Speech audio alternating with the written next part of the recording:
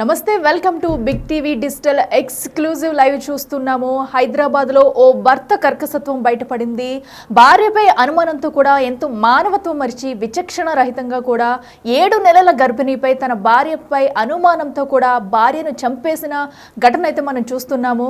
తన 7 నెలల గర్భిణీగా ఉన్న భార్యపై అనుమానంతో కూడా ఓ భర్త తన పొట్టపై కూర్చుని చిత్రహింసలు చేస్తూ ఊపిరాడకుండా చేసి ఆ భార్యనైతే హత్య చేశాడు. అయితే భార్యపై అనుమానంతోనే ఇదంతా చేశాడు సచిన్ అనే వ్యక్తి. అయితే హైదరాబాద్ కూషాయిగూడలో కూడా ఈ ఘటన చోటు చేసుకుంది.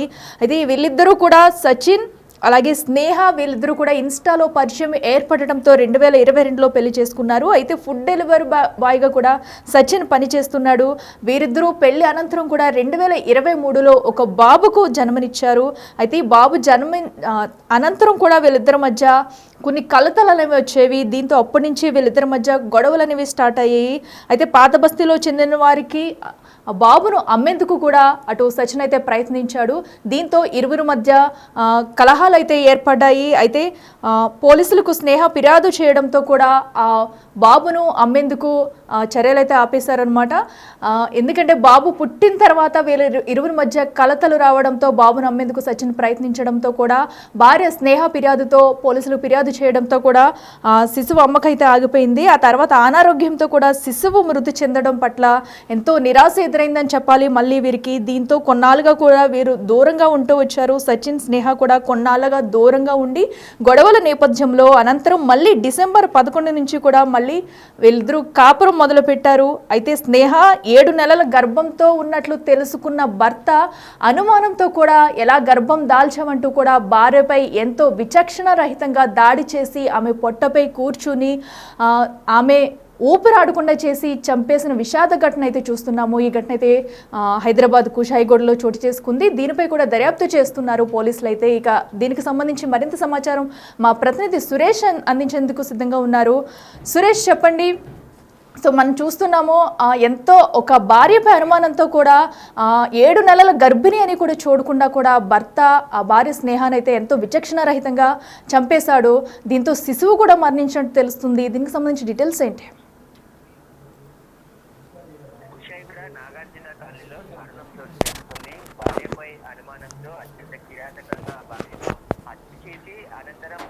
హత్యగా క్రియేట్ చేసి తప్పించుకునేందుకు ప్రయత్నించారు. కానీ పోలీసులు దర్యాప్తులో భర్తనే హత్య చేసినట్టుగా గుర్తించడం జరిగింది. గత కొద్ది రోజుల నుంచి భార్యకు దూరంగా ఉంటున్న భర్త భార్యపై అనుమానం పెంచుకొని తన భార్యను అత్యంత దారుణంగా దిండుతో హత్య చేసి ఆ తర్వాత రూమ్ లో ఆత్మహత్య చేసుకున్నట్టు విధంగా గ్యాస్ సంబంధించిన పైపు అదేవిధంగా కొన్ని పరికరాలు వేసి ఫైర్ యాక్సిడెంట్ జరిగినట్టుగా అనుమానాలు క్రియేట్ చేశారు. దీనికి సంబంధించి మొదట అనుమానాస్పద మృతి కింద కేసు నమోదు చేయడం జరిగింది.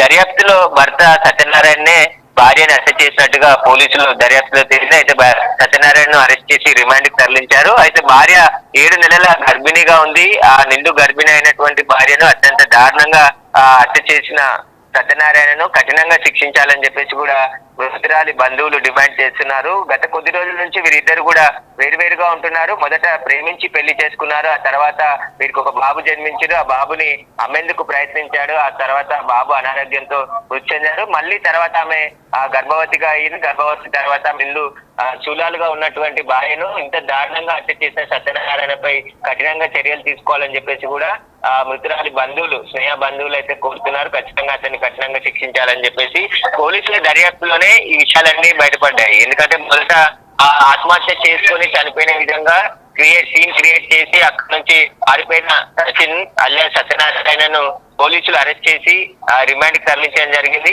దర్యాప్తులోనే హత్యగా తేల్చారు. ఎందుకంటే అక్కడ ఉన్న సీన్ సంబంధించిన పూర్తి క్లూస్ ఆధారంగా పోలీసులు దర్యాప్తులో విషయాలన్నీ బయటపడడం జరిగింది.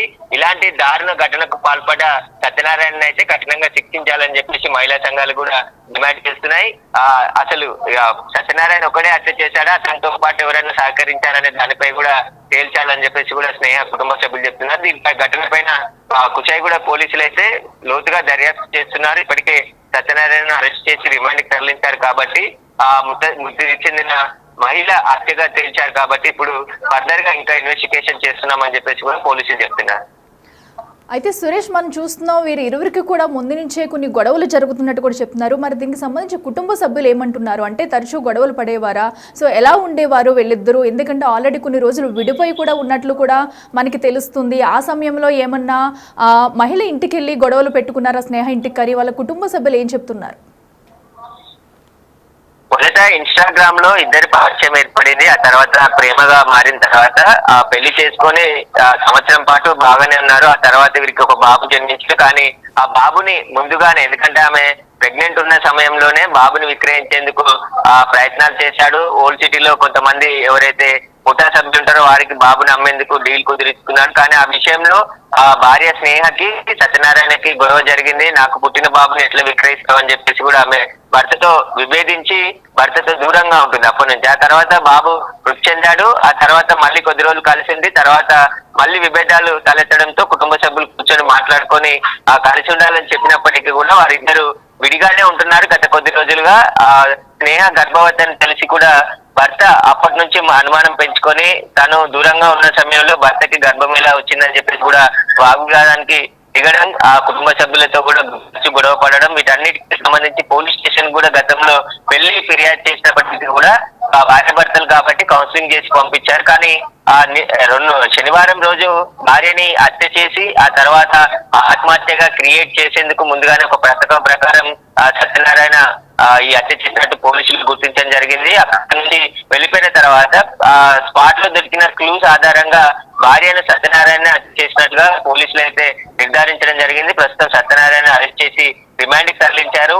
బాబు పుట్టిన తర్వాత చనిపోయాడు, మొదటి బాబు చనిపోయాడు. ఆ తర్వాత నుంచి కొద్ది రోజులు కలిసినప్పటికీ మళ్ళీ భర్త తరచూ టార్చర్ పెడుతూ ఉండడంతోనే దూరంగా ఉంటున్నట్టు తెలుస్తుంది. ఈ మధ్య భార్యపై అనుమానం పెంచుకొని ఈ హత్యకు దారి తీసిందని చెప్పేసి కూడా పోలీసుల దర్యాప్తులో తెలియదు. కాబట్టి ఫర్దర్ ఇన్వెస్టిగేషన్ లో ఇంకా మిగతా విషయాలు కూడా తెలుస్తాయని చెప్పేసి పోలీసులు చెప్తున్నారు.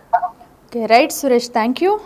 సో చూస్తున్నాం కదా, అయితే హైదరాబాద్ కూషాయిగూడలో జరిగిన ఘటన అయితే అనుమానంతో ఒక భార్యను నిండు చూలాలని కూడా చూడకుండా కూడా ఎంతో కిరాతకంగా భర్త హత్య చేశాడు.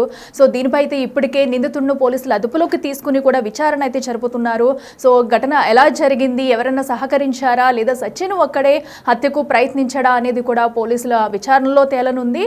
కానీ ఇలాంటి ఘటన జరగడంపై కూడా అటు స్నేహ కుటుంబ సభ్యులు కూడా కన్నీరు మున్నీరుగా విలిపిస్తున్నారు. ఎందుకంటే 7 నెలల గర్భంతో ఉన్న మహిళ మృతి చెందడం అనేది ఒక మామూలు విషయం కాదు.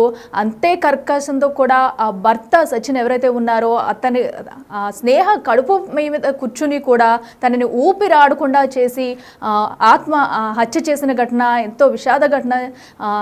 దీంతో కూడా స్నేహ కుటుంబంలో కూడా విషాద ఛాయలు అలుముకున్నాయి. సో దీంతో పోలీసులు అయితే విచారణ ప్రారంభించారు. దీనిపై వివరాలు కూడా వెల్లడించనున్నారు.